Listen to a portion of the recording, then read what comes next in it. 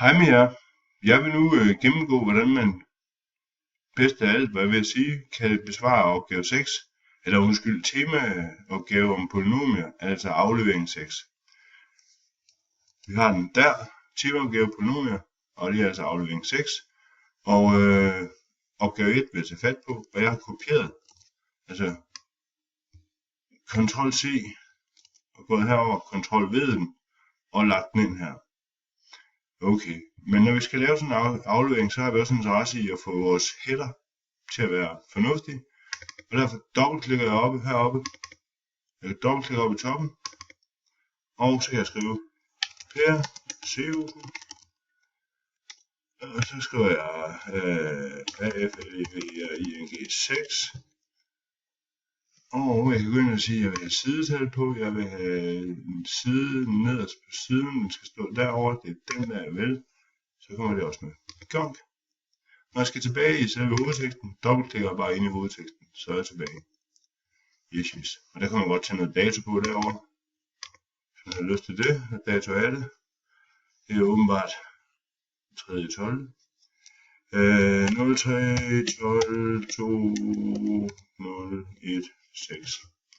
Sådan. Yes. Okay, så er dokumentet klart. Opgave 1. Vi betragter polynomiet f af x er lig med 2x i anden minus 4x minus 6. Hvilken ligning skal man løse for at bestemme parabels rødder? Ja, for at bestemme parabels rødder, så skal man løse lågningen af ligningen f af x lig med 0. Hvorfor? Vi vil lige se på en argumentation. Det vil I ikke gøre i jeres aflevering, men jeg vil lige argumentere for jer. Jeg har nu taget polynomiet med over i GeoGebra. Vi bemærker, at det er samme polynomium, der er herovre, samme angrebspolynomium, vi har herovre. Vi har tegnet grafen for den. Vi skal finde rødderne, og rødderne er jo skæring med y-aksen. Det vil sige, at den ene rod ligger der, den anden rod ligger der. I det her tilfælde har angrebspolynomium med 2 rødder. Men hvad er det, der er særligt? Ja, vi skal finde de værdier af x, hvor y-værdien er 0. Altså vi skal finde de værdier af x, hvor f af x er lige med 0. Det vil sige, at vi skal bare løse ligningen f af x lige med 0, så får vi de x'er, hvor f af x er lige med 0, altså rødderne. Yes. Hvorfor? Det har vi så besvaret. Hvilken ligning skal man løse? Det er den der. Løs denne ligning algebraisk. Okay. Og det er så altså. Så kan vi op og kopiere heroppe fra. Henter vi det der. Gong. Ctrl C. Ctrl V. Og så skal vi ind igen skrive det lige med 0. Yes. Løs den ligning algebraisk. Og vi ved, at det er en angrebsligning. Vi ved, at vi skal løse den ved diskrimineringformen. Så i næste linje kan vi passende skrive A lige med, hvad er A? A er det, der er ganget på x i anden. Det er 2 semikolon for at adskille. B er lige med minus 4 semikolon for at adskille. C er lige med minus 6. Enter. Ud af den. Og D er lige med. Prøv lige at hvad der sker nu. B i anden skriver jeg. Og det der, det duer jo ikke vel. Sådan kan vi ikke have det til at stå. Vi må ikke have sådan nogle, de der mærkelige nogen. Men så kan man bare trykke, når man står her og har trykket den der hat der, så trykker man mellemrum, og så smider den op som et total. Altså som i anden, ikke også? Altså del i b anden minus 4 gange a gange c, og gange, der bruger vi. Jeg kan bedst lige bruge den der. 4 gange. Men jeg vil lige sige, måske går vi tilbage til den der. Det er smartere. Så brug den der fremover til gange. 4 gange a. Hvad var a? Når vi er ved at skrive ligningen op. Og så tager jeg lige og udtrykket op til bestemmelse af diskriminanten. Og så sætter vi ind. Hvad var b? Minus 4. Minus 4 i anden. Minus 4 gange a, som er 2 gange c, som er parentes minus 6. Hvorfor parentes? Fordi vi kan ikke have gange minus efter hinanden.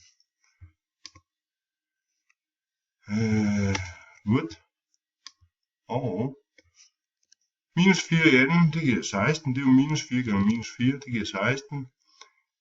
Og 4 gange 2, det giver 8. 8 gange 6, det giver 48. Og da det er minus, så bliver det plus 48. Vi håber på, at det giver noget i kvadrattal. Så vi skal tage kvadratrummet lige om lidt. Prøv at se her. Det er lige med 16 plus 8. Det bliver altså 50, 60, 64. Ja, det er et kvadrattal. Okay. Det er lige med 64. Nu skal vi så bestemme rødderne, altså de x-værdier, der gør ligning sand. Og det gør vi ved x er lige med bla bla bla. Men prøv at se her, hvad vi har mulighed for. Jeg har et dokument, som jeg lægger op til her, som hedder MAA, formelsamling 2016, bla bla bla, CB, yes. Anyways, humlen er, her er alle mulige formler lagt ind. Og det vil sige, prøv at se, for eksempel den der er lagt ind, så den kan man bare hente, Ctrl C, Ctrl V, så har vi den inde. Så slipper vi for selv til at skrive alt det der, så har vi en skabelon for det, det er smart. Hvis man synes det er smart, bruger man det. Hvis man ikke synes det er så smart, så bruger man det ikke.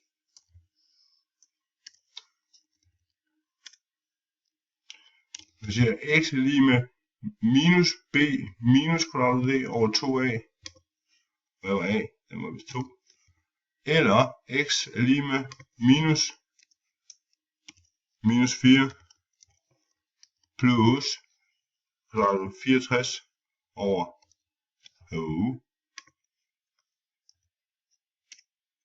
sådan der. Og så kan man kopiere det, Ctrl C. Shit, det var ikke meningen. Ctrl V. Det kan godt være, at vi skal lige gøre sådan, så vi får lidt afstand. Minus 4, det er mellem venner 4. 4 minus og kvadratet 64, det giver 8. Og det giver 4.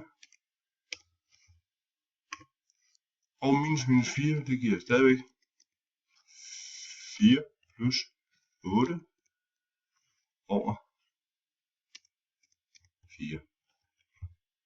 Vi kopierer, fordi det er smart. Jeg skal lige gå en længere ned. 4 minus 8, det giver minus 4. Minus 4 divideret med 4, det giver minus 1. 4 plus 8, det giver 12. Divideret med 4, det giver 3. Og der har vi også to rødder. Bangchokolade. Ergo er rødderne. Kan vi godt slutte af med. Ja, vi gør det.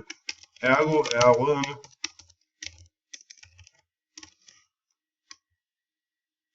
Ctrl C, Ctrl V. Mellemrum, Ctrl V. Bang.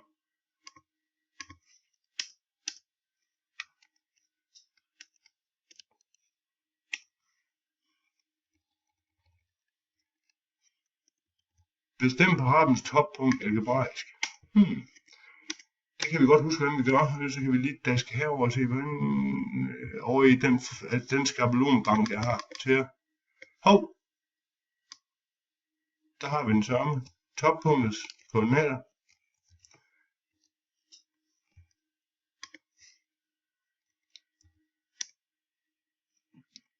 Og det er sådan set klar til at sætte den. Jeg kan også sige x til at lige med, y til at lige med. Tror vi gør.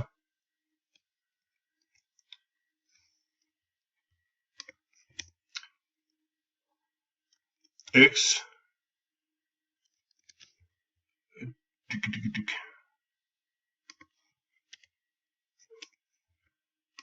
Det kan man ikke. XT.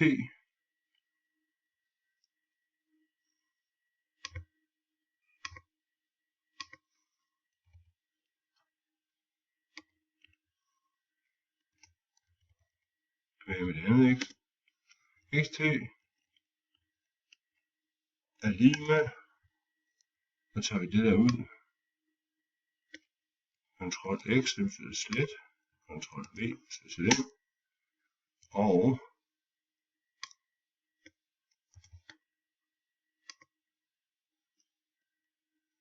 YT er lige med.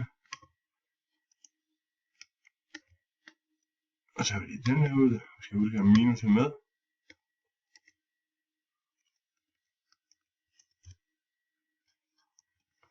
Og så vil jeg så påstå, at xt er lige med, det mente vi ikke, vi mente yt. Yes, og så sætter vi ind. Vi først godt lige gøre xt færdig først. Ctrl T, Ctrl V. B var jo minus 4. Vi ser heroppe, B er minus 4. Over 2 gange A var 2. Overgiver det. Xt lige med. Det kan godt. Skidt med, det gør vi. Minus 4 divideret med 4, det giver minus 1. Så står der minus 1. Det giver 1. Yt er lige med. Hvis vi har den der med over, så kan vi bare gøre sådan der. Bum. Yt. Der trykker jeg bare på mellemrumstasten. Og vi skal have det der, det skal vi have kopieret. Ctrl C. V. Og vi sætter ind. D var 6,4. Og så står der altså minus. Har vi sparet lige med væk? Det er ikke så godt. Jeg vil lige have den med. Og jeg vil så bliver ind i den igen. Lige med 64 divideret med 8, fordi 4 gange 2 det giver 8. 64 divideret med 8, det giver 8, det bliver så minus 8. Gronk. Og her kunne jeg redde den her ved at gå ind i den og skrive lige med 1. Og så har vi også sluppet for det der, så det gør vi. Nu har jeg så fundet toppunktet, og vi kan godt lige gå og hente den der igen. Bum. Ergo er toppunktet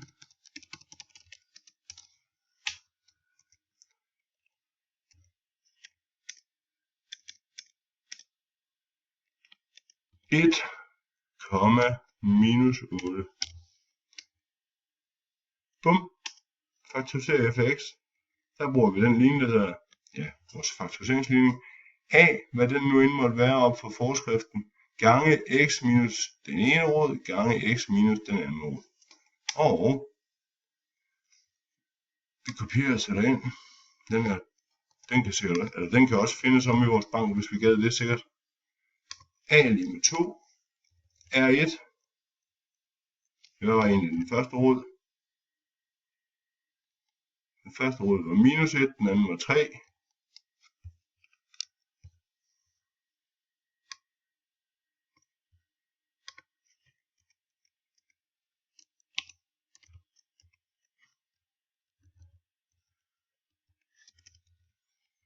Yes. Og ergo får vi Ctrl C, Ctrl V, x minus minus 1. I den første parentes står der x minus minus 1, som er det samme som x plus 1. Og den anden har vi x minus 3. Gonk. Yes. Skulle man være i tvivl, nu skal I se noget, som også er helt vildt fantastisk. Skulle man være i tvivl, om det virkelig er den rigtige måde at få lavet, så kan man lige kopiere Ctrl C, gonk. Går vi over i Jogabra. Så skriver vi G, prøv at se, jeg har brugt fx, det er det jeg viste før. Nu prøver vi at bruge gx. Lige med. Og vi ser, hvad står der der. Ja, fx står der der. Jeg er nu lige til gx, for jeg vil ikke have den skrevet oveni. Se, så her, nu har jeg kopieret det over. Og prøv lige med at til gange bliver oversat til det der mærkelige gangetegn. Det er vi ikke interesseret i. Så der skal vi lige ændre den til det rigtige gangetegn. X plus 1. X minus 3. Det var altså copy-paste over i GeoGebra. Og nu er jeg klar til at smide gx. Og prøv lige mærke til, den ligger oveni. Hvis jeg slukker for gx, så kan vi kun se fx. Tænder for gx, så siger jeg, at den ligger oveni, så den er god nok. Lad os lige tjekke toppunktet, nu vi er her. Det er jo ekstremum. Ekstremum, og så er det den der, og så skriver vi bare f for en x. Gonk. Hvorfor viste den ikke noget? Det er fordi, du skal længere ned. Okay. Flyt tegnepladen. Right. Toppunkt har altså koordinatsættet 1, minus 8. Kan vi aflæse herovre i punktet A. 1, minus 8. Hvilket er fuldstændig det, vi regnede den til. Her. 1, minus 8. Det var opgave 1. Jeg er tilbage om et sekund med opgave 2.